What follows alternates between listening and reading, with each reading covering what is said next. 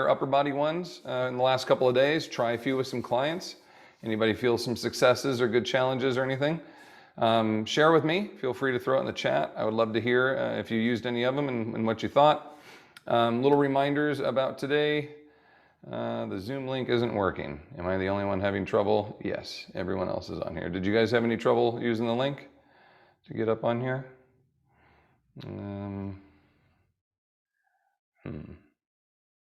Well, maybe she's figuring it out now. She's sending me another text. Hopefully she'll get on. Got some of you's attendees who have my phone number shooting me texts. Link for today isn't working. It's not, huh? How did you guys get on here then? It should be the same link. Trevor says all good. I had to use the one from Tuesday. Yeah, it's the same one from Tuesday. Let me tell her that. Use Tuesdays. Yeah, we merged it to use the same link so we could, so everybody could, we didn't have to have two links on there. Okay, everybody is good on there. All right, hopefully she'll get on. All right, so if you got to use it, please let me know. A couple of announcements. Next Tuesday, Dr. Evan Osar, my good buddy of mine, he's going to be on here with me. We're going to be talking shop a little bit. We're going to look at like skeletal depth and looking at some of the like movement mechanics of the body, efficiencies, inefficiencies, and strategies for different like mesomorph, endomorph, ectomorph, like trying to select program design based on your body type. So we're going to be diving into that a little bit. So that should be fun. It'll be an informal talk. It's just us talking shop, no PowerPoints, anything like that, but it should be a good time. You just need to sign up for Education Month. Most of you have already done that, so you should be good. Emily, you're on here? Good. I'm glad you made it, buddy. Sorry about the troubles with any of the links there. All right. I wanted to show you some of these. I mentioned them the other day, but I didn't get a chance to actually bring them up. So we talk about some of the chronic injuries and such. My wrist injuries, these have been big ones for me. I've had 3 different wrist surgeries. I've had 7 surgeries on my hips, 1 on my back, and then my cancer surgeries to remove tumors and such. I don't really count. I mean, they're big surgeries, but I don't count them as far as my self-inflicted, kind of stuff. So these are my hips, my hip replacements there. This is my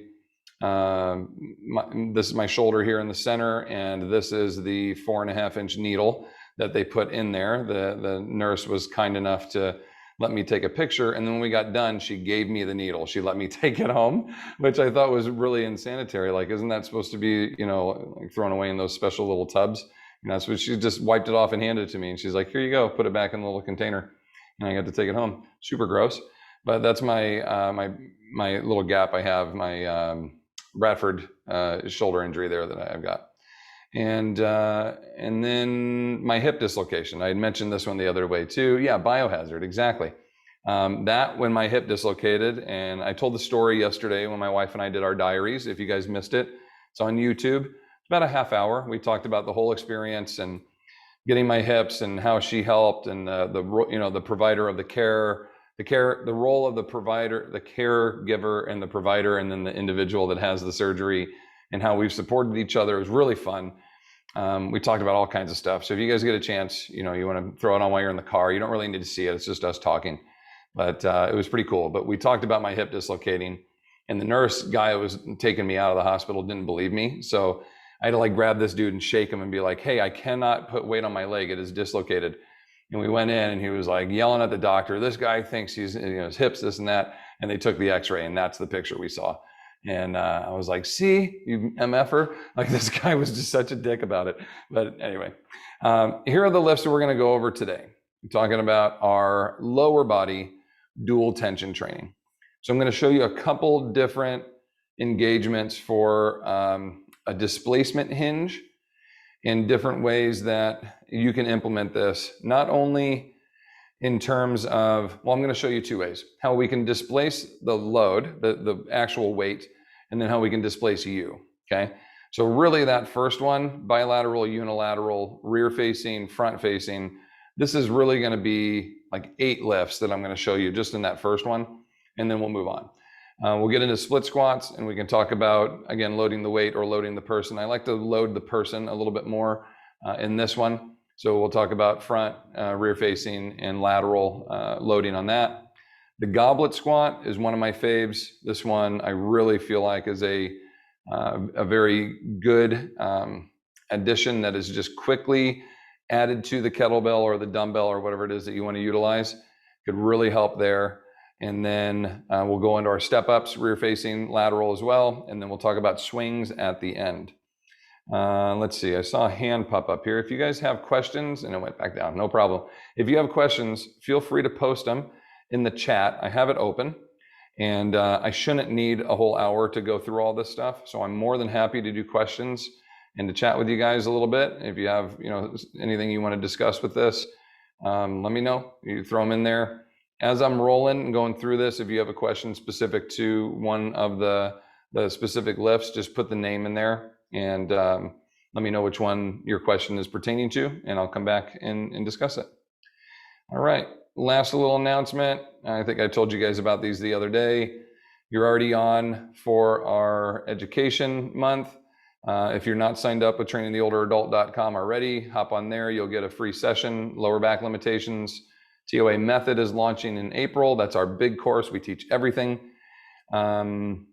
And then OTOA, our online training one, just ended, and that's available to purchase, all recorded, exercise library, all that good stuff. So if you have any questions on any of those, fire away. I'd be happy to answer. All right, so let's dive into our first one here. I'm gonna get my screen set up here the way that I want it. There we are. All right, our first one is going to be a displacement hinge. And the way that I'm going to call this, we'll say body displacement versus the load displacement.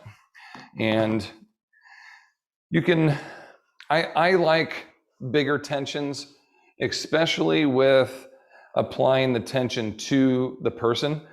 I think that in some cases, and again, you guys could use like NT loops for this too if people are uncomfortable with the rubber on them. But I think that to really engage and like benefit from the second tension, it's got to be significant when it's attached to your body. When you're holding on to an implement and it's got even the orange band on it to engage and like put it where you want it, there's only a little bit of recruitment to really like manipulate it and keep it in place. And as the reps go on, that's where the fatigue comes from. When we start talking about a dual tension that's loaded directly to the body, that's a different ballgame, because now I have like my entire core and my whole body is going to be able to brace against this tension, where with the single arm row, it was basically just my lat and my rhomboids, right? So I'm going to be able to step this up quite a bit. And in terms of displacing the tension, however you're comfortable, the only concern we have is for individuals with hip replacements. Location is key. I need to have the tension of the band above the replacement site. So ASIS is solid. That's always a good part. Iliac spine, anterior superior iliac spine is always a good spot to place it at. Not that by placing a band on the femoral head or below it is going to encourage like actual dislocation. It's just going to continually apply tension to an area that's really not locked down from the labrum anymore, from, I don't know how to say them as they're pronounced, the gelenial muscles, however it's pronounced. Without the labrum and that musculature to really secure that joint in, there's so much floating and freedom in that joint. Unless I'm like actively engaging, holding my musculature, things can just kind of slip around. So we don't want that to happen under great tension, let alone while we're going through the movement. That's really the only concern we have with the hip replacements. Getting in and out of the band, we always want to go over the client's head. If it's on the floor low, I'll let them step in, but even then they're hanging on to stuff. When you climb in and out underneath, they can grab a foot, rubber band, rubber shoes. They can basically catch, and you think you're free and you're out of it, but you're not exactly, right? So dual tension, hip displacement, lift number one. We're gonna say rear facing, which means I am away from the anchor site. Band is behind me. My first tension is the kettlebell, 36 pounds. My second tension, let me move my mic here, is the band pulling me into displacement, okay? I'm above my hip, nice and tight. I've got good contact there, right over my implement, nice deep squat. And as I'm going into my, well, technically a deadlift because the weight's below me, okay? As I'm encouraging the lift here from bottom to top, the overcome is this guy, not allowing that band to pull me into displacement. Where I like this is clients with a lower back limitation, sciatica specifically. You see how I counterweight here to relax? When I have to stand up here straight, the core engagement to hold me here is solid. When I go into my hinge, the band creates a little bit of traction, a little bit of pull, and allows me to sit like into a good hinge position or into a hinged squat position or deadlift, right? And I want to overcome this tension when I come up muscularly. I don't want to overcome it by leaning, okay? This is inertia overcoming. This is musculature overcoming. So I've got to be able to be in a position with the band where I can stand here and stay under my own power. I don't have to counter lean to stay in position. Does that make sense? So once you kind of play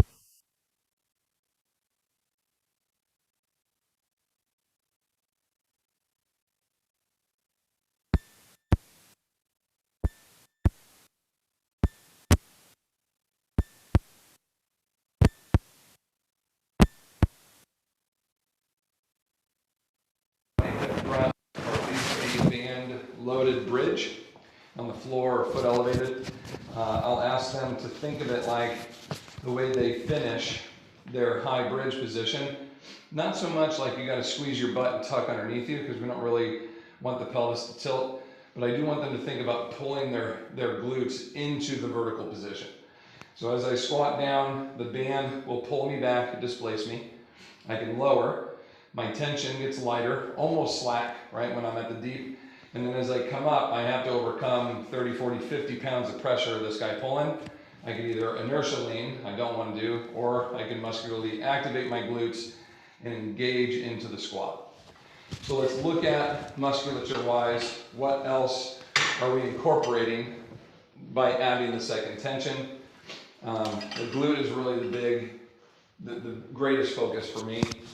Is that band is constantly trying to break me at the hip, pull me into flexion. My glutes and my erectors in my back are trying to extend me or erect my torso and keep me in that position. So there's a constant battle of the second tension, and then we can load this guy as much as we want. Some of my favorite deadlifts incorporate this. I'm not a huge fan of the rubber around my belt line, so I will use belts. We have all kinds of different belts that we can encourage our clients to use, from little seat belts that click to Velcro ones that go around. This is Iron Bowl. I have Alpha Strong. I have a Rogue. I have all kinds of different belts that we can click on. And once in here, you just carabiner her into whichever one you want. The Iron Bowl belt is nice because it gives you 2 attachments on the side and 1 in the middle. I think I showed a video the other day of husband and wife, Bob and Elizabeth, doing split squats with a dual tension pulling them rear facing, front facing. So they were hooked into this guy, and while they were split squatting, they had a band pulling them forward that they had to over brace their front leg. And then the next set, they would turn around and face the other way, and it was pulling them back, and they had to overcome that to stay in place. So this really helps quite a bit. It takes the rubber contact off the skin. I'm a big fan of that. Or you can use the NT loops, these guys. NT stands for Nick Tuminello. If you guys haven't seen his product before, they're basically giant super bands, but they're like a meshy, nice material. You can hear the rubber. Hear that on the inside? That's the rubber there that's kind of laced, and so it will grip onto your material, your clothes, of your pants, whatnot, but it's not so rubbery that it'll hurt you. And he does all kinds of stuff with these. He can wrap his arms in them and do rows, and we have clients that hurt their hands. We've had quite a few clients that have hand surgery or arthritis in their hands. They get clean out, so they've had trigger fingers that are repaired and they can't hang on to stuff. we'll use those and hook their elbows in, let them simulate rows, turn them around. We'll have them do like short arm chest presses, right? Where the band's just around their arms. It's super comfortable. So something like that for this displacement is pretty comfortable for you, okay? Now, when we turn this around, I see people that do this and I get the idea of it. I'm just not a huge fan of it because it's pulling you forward to your toes. It's encouraging you basically to fall forward into all the positions I don't want to be in. So I'm not a huge fan of performing this one facing in or facing the anchor, facing forward. Imagine that band around me. As I go into my hinge and squat, it's tipping me forward and I have to sit. I have to counter away. Depending on the individual or client that I'm going to work with, I might encourage some of that if they're repairing, an ACL injury. We're trying to create some kind of knee stability at odd angles for ski seasons. Sometimes I'll do that as well. We can work lighter bands. I'd say an orange or a red, put it around the hip and have them perform a lateral dual tension deadlift or squat. Really great for skiers because they're encouraging and working that. It's kind of like anti-rotation work for people that do rotation. So this is anti-lateral displacement of the hip, I guess I would say. As they're squatting, the band's trying to pull them left. So I'm resisting, building that lateral resistance, but they're going to experience that when they're skiing, right? As they go through their movements, they're going to experience that. So it's building a structural security for when they do perform those movements. It's that like deep, actin myosin connection, that old man strength kind of component. There's not a lot of movement, it's just strong base, okay? So outside of those two, now let me go to my lighter band. Let me throw an orange one on here. Now we can start to manipulate it unilaterally, and this is where things really get fun. This one is it's just enough to kind of mess with you, right? We were doing these last night, my wife and I, and you know how you have an image in your mind of what you look like when you're doing something, and you think like, oh, I'm getting really deep on this, or I bet I look awesome in this position. I was like, man, I'm crushing these single leg RDLs, and then she recorded me, and my knees bent, my hips open, and it's nothing of what I thought it was. So I'm going to do my best here to make this look how I envision it. So the band is around me. It's just enough displacement that I can feel it. Because bilaterally, I hardly feel anything. But as soon as you go to a single, shit gets real, right? Like all of a sudden you're like, wow, it's already acting on me because I don't have that second support system. So a couple different ways for the unilateral attack. I like to teach clients ipsilateral, okay? Same foot down, same hand has the weight as they come up into their hinge and they return. Now the problem with doing this is this encourages rotation at the hip, okay? I'll show you from front. When you hold the weight in the front leg, left hand, it encourages the body as you come down to rotate, to kind of give to the weight. And so my way to balance as I'm hinging is to open my hip, right? My foot, everything opens to the side and returns. It's a way to recruit my back a little bit more. When I hold in my right hand, contralateral setup, it encourages that hip to close.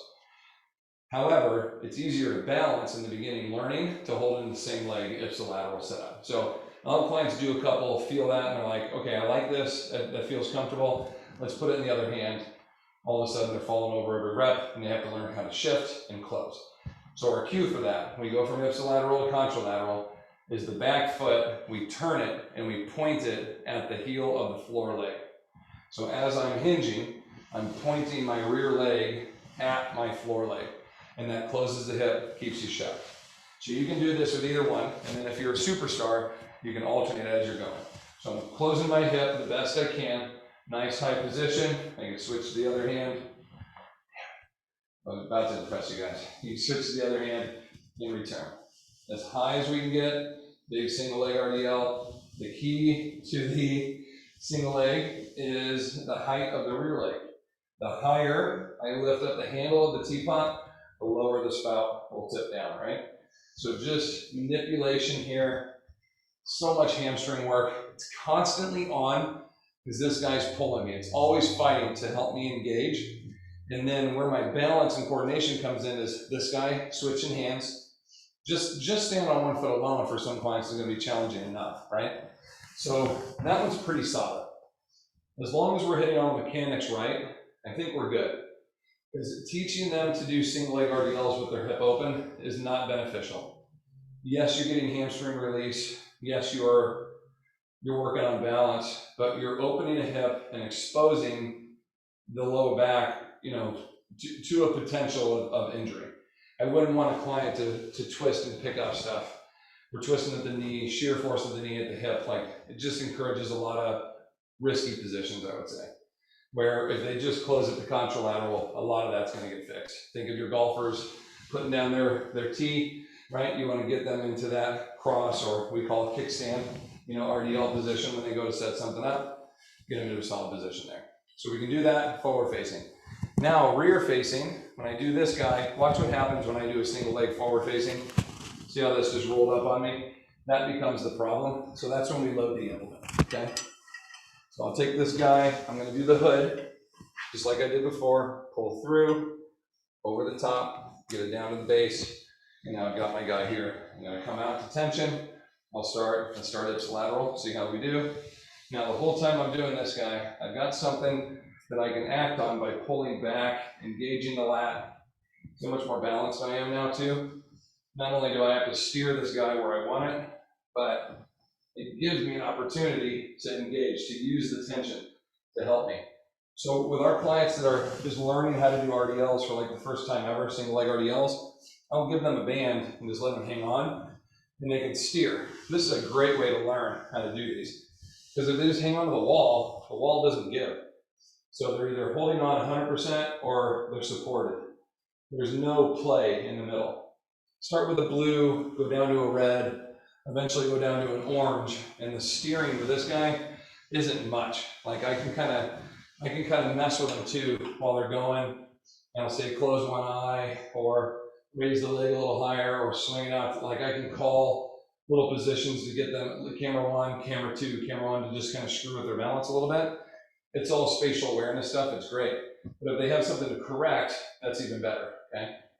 Eventually you get to the point they can do it under their own power. Now we can go to these guys. So a little bit of recruitment from the lat, long head of the tricep, rhomboid. I like to be able to switch per rep. I think that's a really good practice.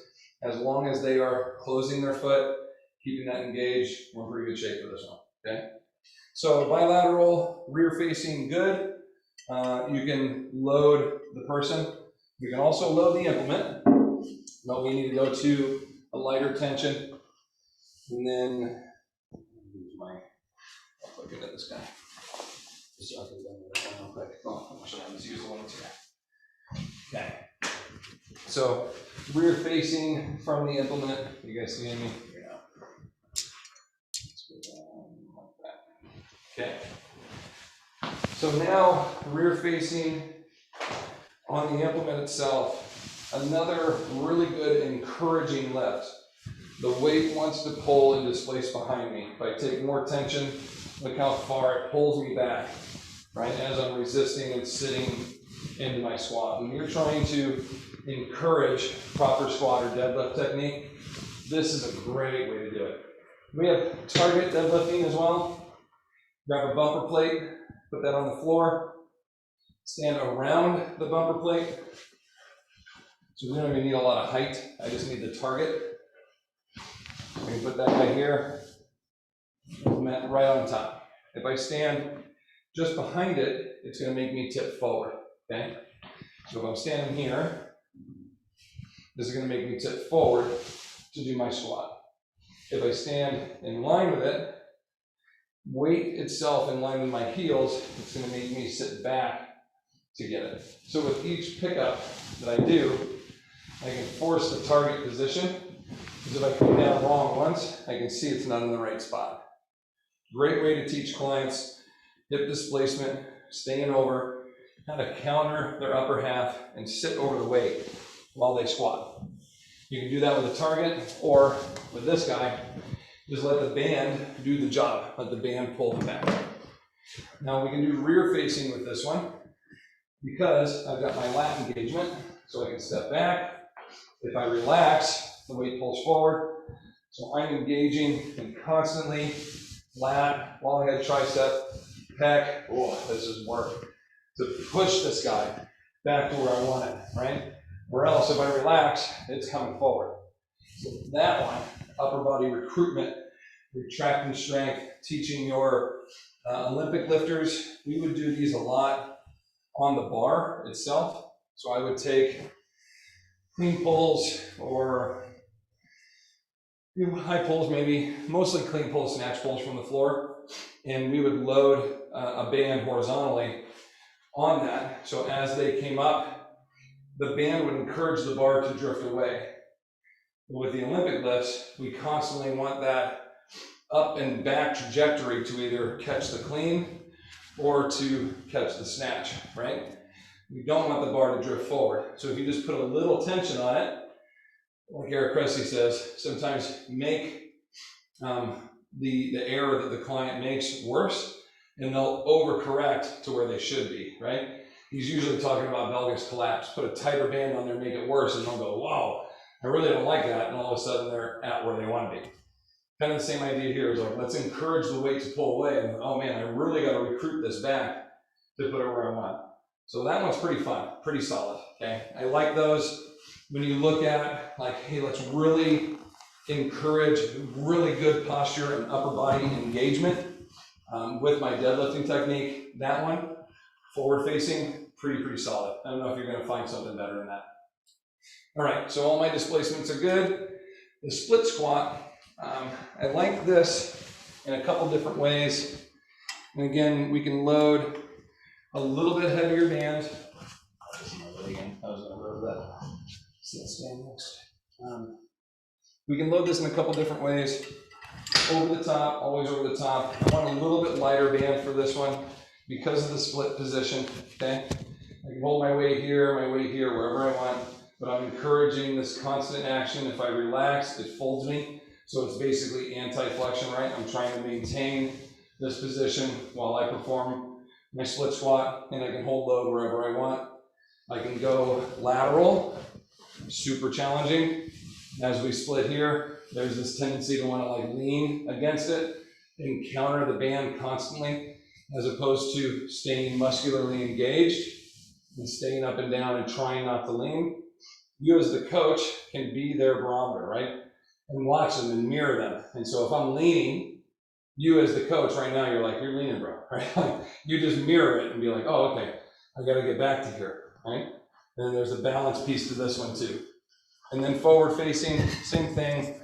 With it around the hip, because I'm not going to forward hinge, this one works okay. I like this because it does load my front leg. So I'm encouraging like mid-foot heel to kind of brace so this guy doesn't pull me forward. I'm constantly sitting and almost over-exaggerating that posterior sit down. So it encourages some good habits. To load the implement, we go orange, and same thing, pull the bell through the handle. I would do forward facing, recruiting it to here, that's about it. As soon as you bring the weight down to the side, the challenge of the split squat, it's not so much acted upon by the dual tension anymore. Now it's in your arm, and can you stabilize it where you want it? So I either want to hug it or I want to apply it to myself, right? That's kind of the two areas I'm really going to find success with the dual tension on this one, okay? Same with the step up, pretty much the same action around the hip. I'll still show you guys that. All right, the goblet squat. Again, my favorite one here is this guy. We'll pull the hood over the top, hook her in. And you can mess with this in a couple different ways.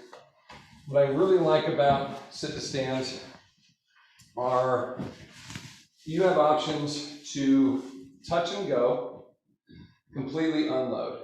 I can adjust my foot position, traditional sumo, super sumo, or staggered, meaning 1 foot out, 1 foot in. Remember, we practice these, right? I want to practice getting up and getting out with different foot positions, because that's how I get up and down out of a booth at Applebee's or wherever you're at, how I get in and out of the car, right, as I'm coming out. Remember, we're adapting and applying this to functional movement patterns for older populations. So at a near parallel or at parallel squat, to be able to manipulate my position, getting in and out of positions like that, or to manipulate my strength in those positions are really going to help me. So now I want to load that by either, as we talked about, hugging the weight or applying it to ourselves, right? So I can hug this guy here, and as I perform my sit-to-stand, if I want more, I can just move back. Onto my bench, I can adjust the height of the bench, I can adjust the tension of the band, I can adjust the weight that I'm holding, and all kinds of different actions, all based on me engaging on this weight to overcome my sit. Now, where I really like this for older pops, when I'm trying to exceed a range of motion that they can't normally do, or overcome a level of a load, a strength that they can't normally do, if I can encourage it by almost giving them help, right? Like the band's gonna pull forward, and even if I put this up a little bit, it can pull me up.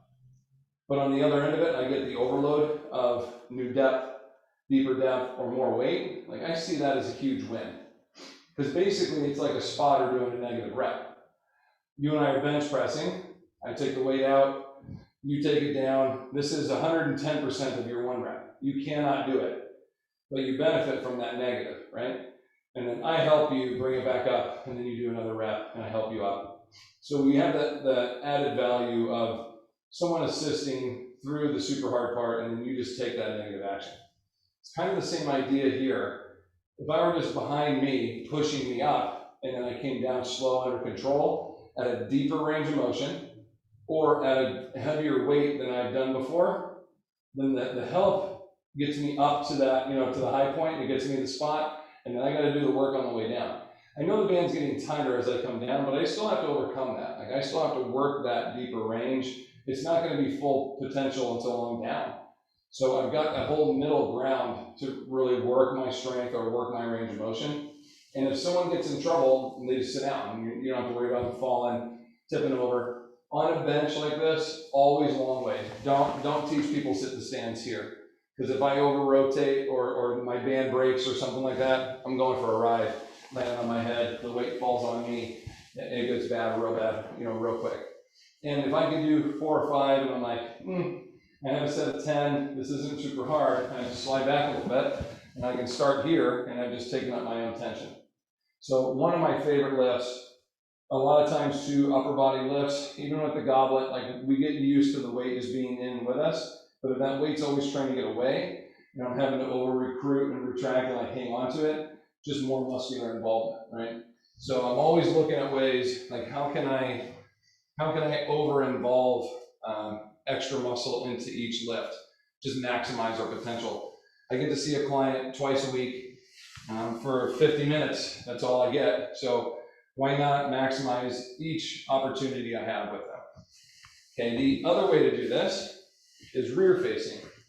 And this one's pretty fun too. We're gonna apply this guy to us. So over to the hip, and then I can step forward to my seated position, add my load, and then I can overcome that band coming forward, right? And again, this is the position of the bench that I want in case this guy pulls me a little bit, and I have to go back. I've got some room to try to rescue myself, work to the front of the bench. So if I were to lose my balance, I can just rock back and lay down. But I should be pretty comfortable, addressing this position. And then when I'm done, I can walk back. Okay. Lateral displacements on these. I guess you could. I don't see any harm in it. Finding a little bit of pressure to pull you from one side to the next. It would be a client. Let's see. I had a client who's a horseback rider, and we do a lot of lateral displacement stuff with her. Even though her sport is very, very sagittal, riding the horse. When you go into turns, and when they go into, what do they call that thing where their feet cross? It's one of those horses. The horse is badass, but it does the canting or whatever it's called. And they cross, and then it goes this way. And so she's always having to manipulate her core strength in those different directions. Golfers are getting that transition and that torque rotation. So having some stuff that laterally displaces them, or it wants to, and they're having to like anti that, I think that's really great. Like grounding stability, grounding strength training, that can be pretty valuable. So turn the bench long ways, have that band pull them, you know, to the right while performing their sit to stands here and getting that lateral action, but we're resisting. You know, I can see some benefit to that guy for sure. All right, so that's the goblet. I'm going to save the swing to the end. That's my fave. And then let me grab my box here. I'll show you the step up. The step up is very similar to the split squat. I would rather wear a belt. The belt gives me more range of motion too for the band. When you have to stand in the band, you've taken up slack, right? Like I'm going to take up all of that band with it wrapped, well, it's me, my belly, probably that much, right? Of it going around me. Where if I could just hook into the carabiner, well, I've got all of this now. So it just gives me a little bit more room to play. Let me show you this belt. This one's pretty cool. Alpha Strong. I don't know if they're restocked on this carabiner. This one is the most comfortable belt I've ever worn. It's a seatbelt release. You can see that? I've had this a while, so it's a little used. You just hit the button and you pop right out of it and you click right in. And this thing holds 1,800 pounds. It's padded, little toe strap in the back. Only thing I don't like is it doesn't have the side ones. I think one of their new generations might. So you can click into these guys. Other pain in the ass are like the harnesses. Some of the other ones, they're just a useful piece to fit the person to put on. You can click in and just cinch it up. Ready to go, quick and easy. I can take up my slack now, click into my band, and then hold my tension. I can overload. This is what I call an overload, where I have one weight on one side and no weight on the other. Or I can offload, where I have like a 18 and a 35. Right? So now at the top of this guy, I have to anticipate this band kicking in, and you will normally see this. First time they step up, the band wins. And I'm like, holy shit. And you spot and make sure I sold it a little bit. It won't be that bad. But then the next one, they overlean, they go forward. So now they're trying to figure out their timing. There's good. So I'm like, okay, now I've got this. Constant core engagement, even more glute activation to stabilize me at the top of my step up so I don't get pulled off the bench. Okay? Contralateral, ipsilateral, switching while I perform the step up. Clients aren't so uncoordinated that they can't do these, right? It's a fun challenge. We start thinking about, I'm too far off my topics here, but we start thinking about cognitive involvement, dual tasking. I think asking the clients to coordinate and perform like higher level tasks than what they think they can do is a good thing. When you see a little doubt on someone's face, I don't know, Rob, and all of a sudden they do it, and they look at you like you're a miracle worker, and I'm like, I'm gonna watch someone move and be like, you can box jump 36 inches, I bet. I'm not gonna ask you to do something I don't know you can do. So I've watched this person do gates, I've watched them do split squats, I've watched them do bodyweight step-ups, I've watched them do loaded step-ups, I've watched them do overloaded step-ups. Now I'm gonna click a band in and teach them to do this with a really light weight and to coordinate and switch it, alternate every 3, close one eye. Obviously they can do it, it's just learning a new pattern. It's all neuromuscular, right? We start looking at neuromuscular patterning. It's learning a new dance move. And you guys don't know how to do the Texas two-step. But if I spend 20 minutes going and telling you, take a double step, tap, this is my wedding dance. So I still remember it, my Texas two-step, okay? And then you have the arms in, like all of a sudden you're not a genius because you just figured out something you couldn't do and I taught you.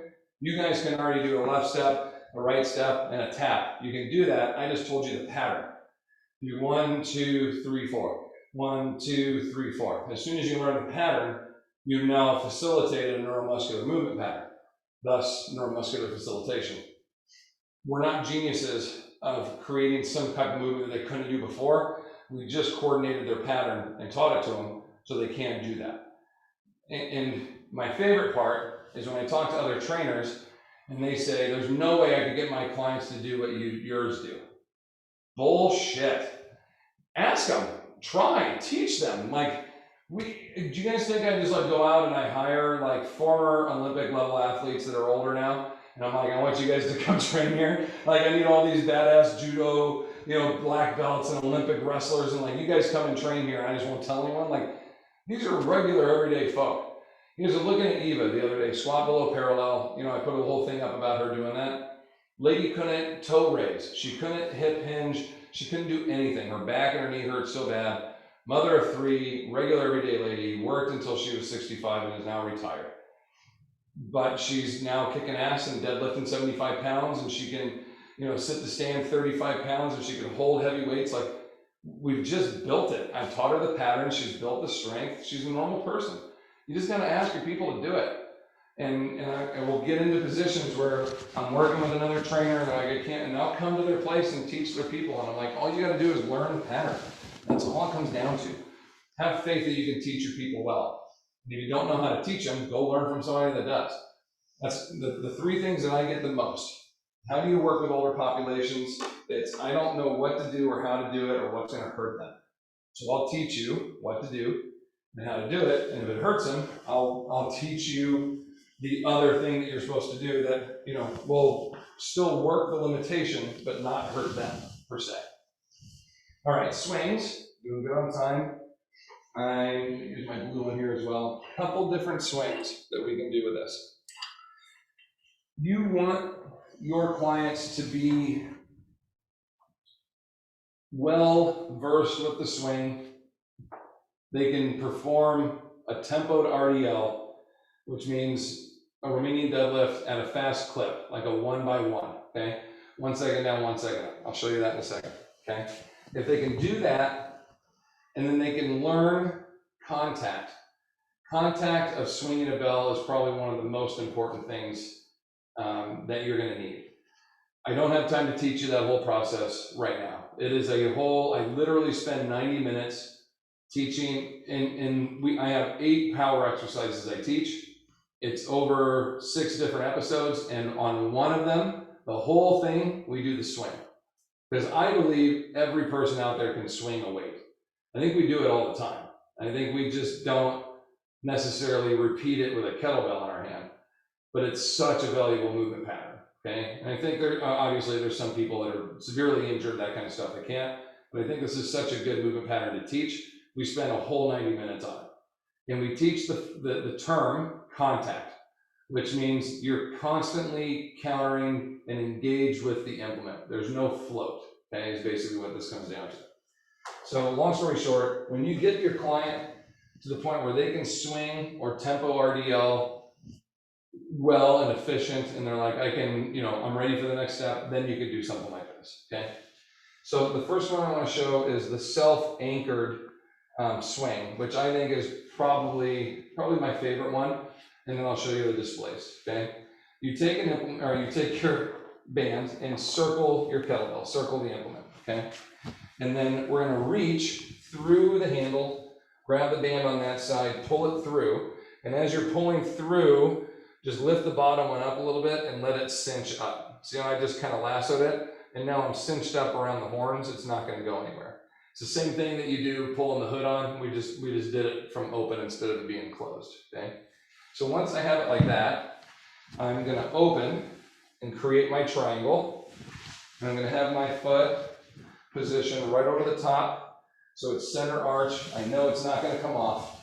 And as I come up, I can open my triangle to tension. As I go to swing this guy, the band is going to kick in at each end of the pendulum, and it's going to redirect the weight in the opposite direction.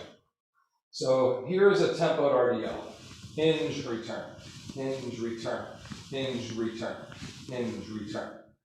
It's like a 1x1, maybe a little bit faster. And the idea is I can push the weight behind me, and I can encourage high hamstring to decelerate, change direction, accelerate. So a preparation phase, acceleration phase, follow through, and then carry up here somewhere, and then I would go back down. The beauty of this is we're basically getting rid of the follow-through phase. It's going to be preparation, acceleration, preparation, acceleration. Are you ready? Okay, I'm tight, I'm engaged. Prep, accelerate, prep, accelerate, prep, accelerate, prep, accelerate, prep, accelerate, prep, accelerate, prep. A lot of work. A lot of core engagement. High hamstring, eccentric stretch, stretch, stretch. Catapult to the band with you accelerating it up. Should follow through into a throw, a vertical toss. If you're a CrossFitter, the CrossFit swing goes overhead. I don't teach that personally. I keep everything stopped at belly button height and I redirect it back. And so we work this pendulum here at the bottom. And this tension teaches that throwback. So if the client's too slow and they keep waiting for the implement to follow through, this just goes nope, and it throws it back. And so you'll see, I'm in two pieces, right? This is contact. Like you'll see them start doing this. And it's all out of contact. And you're like, you're not waiting for it, right? You just got to go. And so then they'll learn to hinge and pull, hinge and pull, and hinge and pull. All of a sudden you're doing your hinging action and you're locked in the whole time and you have contact. Now you've engaged the implement, and the purpose of this is develop eccentric hamstring stretch with dynamic acceleration. Basically, I want to teach you how to make your hamstrings do this. Stretch, stretch, stretch, fire. Stretch, stretch, stretch, fire. Like that's the idea. That teaches explosiveness, thus power, okay?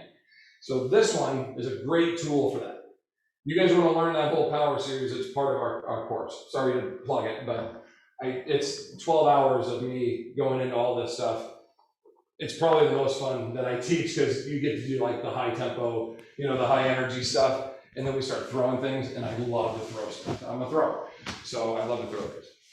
All right, now, posterior displacement swing. I'm going to get my band. I already have it lassoed. Step up the tension. And same idea, counter, accelerate, accelerate, accelerate, accelerate, keeping my chest tall, let that high hamstring do its job, keeping my back flat, chin tucked in, trying to just reduce the amount of time that I'm allowing for the follow-through phase to come up. But instead of it having a redirect at the bottom that throws me forward, I've gotten rid of that now. It's all on me. So do the self-anchor to the floor. You get help in the back. The band throws forward, it throws back, it throws forward, it throws back. This one only throws back. Follow me? So it'll help accelerate the bell, but encourage me to recruit more on deceleration, the preparation phase. Isn't that cool? Like it makes you work harder at the thing that's going to benefit you the most. And I love that shit. I'm just like, that is so cool. I think that fits the purpose of training when you're like, I really need to maximize blank. I don't know if there's anything that delivers that better, It really allows you to address your eccentric strength abilities and your dynamic explosive power acceleration. And I didn't have to go anywhere, and I didn't have to throw anything. And I'm not standing on one foot and teaching my client to balance. Like that, balance and fall prevention are two very different things. Standing on one foot does not keep people from falling down. But teaching them how to manipulate weight, how to change their inertia, how to move forward and backwards, how to change height and levels while different tensions are being played upon them, pulling them backwards, pulling them forward, pulling them laterally, like that kind of stuff that really addresses my spatial awareness and my stability. That is fall prevention. That's how you truly start to improve people and keep them from eating it, I don't know if there's anything better than that one right there. Maybe letting it go, but how would I reconnect and accelerate it again? We go to tosses after this, and then, we're really having fun. And we have slams, and we have chops, and we have everything else to come off. All right, any other questions? That is pretty much it for everything. I had to leave on Tuesday, dual tension presentation early and missed the later half. I was wondering if you recorded it. Yeah, it's on YouTube. It's also in the Education Week library now. When you log in on trainingtheolderadult.com, click on the library at the top right, and you'll see if you're signed up for anything else, TOA, OTOA, TOA Select, anything else, but you'll see Education Week. Click on that, find today's date or Tuesday's date, click on that, and the video is right there. You can put in questions, all kinds of stuff on there. Happy to help you. It's also on YouTube as well. All right, my mic is cutting out. It's back, okay. Hopefully that fixed itself, good. Okay, anything else? I'm confused regarding front versus rear facing. Wouldn't front facing be when you were facing the anchor point? So we're talking about, I've just cued this and coached it as, this is forward facing, I'm facing my anchor. This is rear facing, I'm facing away from the anchor. It's just a cueing point of what I use. You guys can switch that if you want to, not a worry at all. All right, regarding the sit to stand for clients who are deconditioned and scared of this essential functional movement, would you start with just a band or no extra resistance? Afraid of a sit to stand. I mean, if they go to the bathroom, they're already doing it, you know? To teach it and progress it and coach it, I think is where the fear comes in. I understand that. People are almost always nervous if they've had any kind of injuries to add load. So I would start with body weight and adjust a body weight height to challenge them. And then I would move back up at a band. So they have to progressively overcome a tension and adjust that height. And then I would eventually add load and adjust that height. And once you've kind of worked through those, the band actually recruits more muscle engagement in an extent versus a consistent load. Like if I gave you an orange band, that band will probably recruit 15 pounds of pressure for me to lock out, but not at the deepest flex, right? At the deepest flex, you're seated at 0 or it's 2, where 10 pounds is always 10 pounds. So in some cases, the band can be even harder to overcome, but we're putting them in a stronger position, standing position, when it's at its heaviest. So that's why it's a very good betweener. And you work with that and then eventually say, okay, here's 10 pounds, start high, let's work our way down. Super functional lifts, this is something everybody's got to be good at, and I love to train it. So any variations, progressions on that, very good. All right, when you put the bell on its messes with your the bell is messing with my microphone.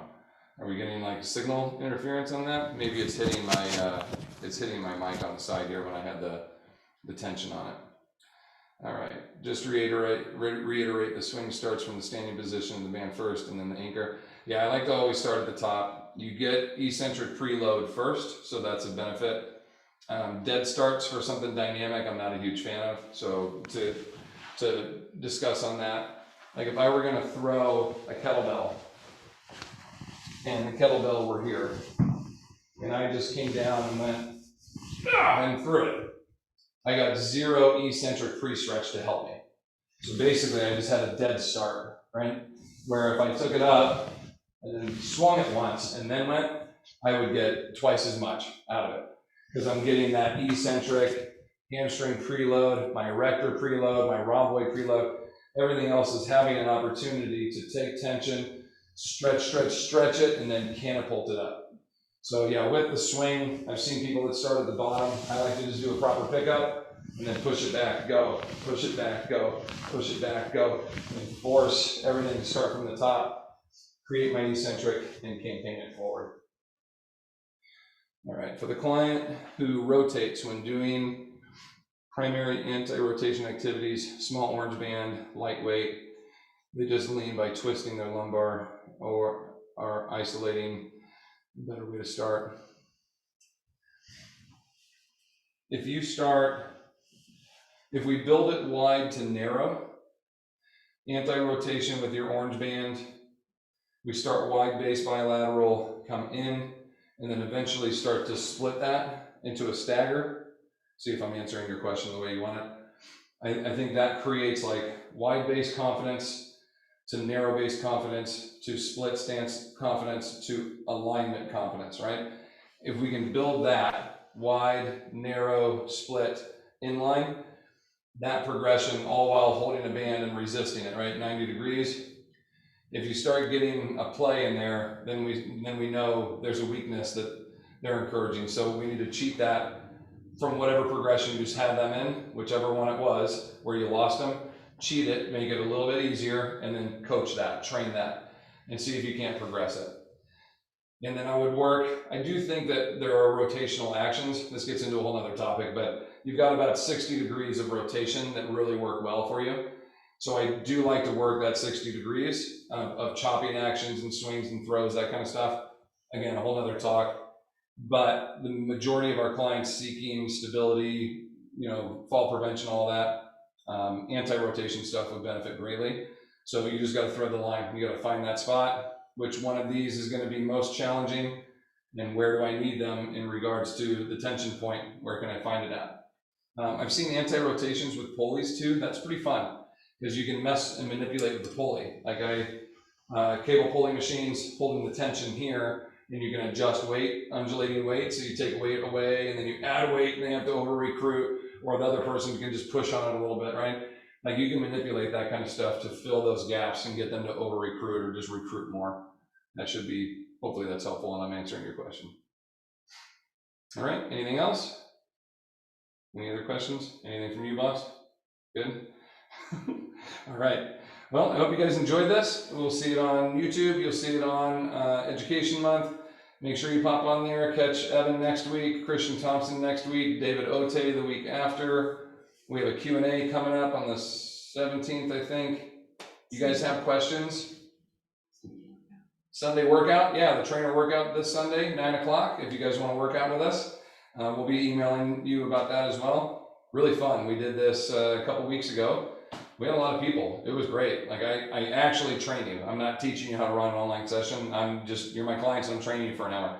So if you want to work out, come hop on and do that with us this Sunday at 9.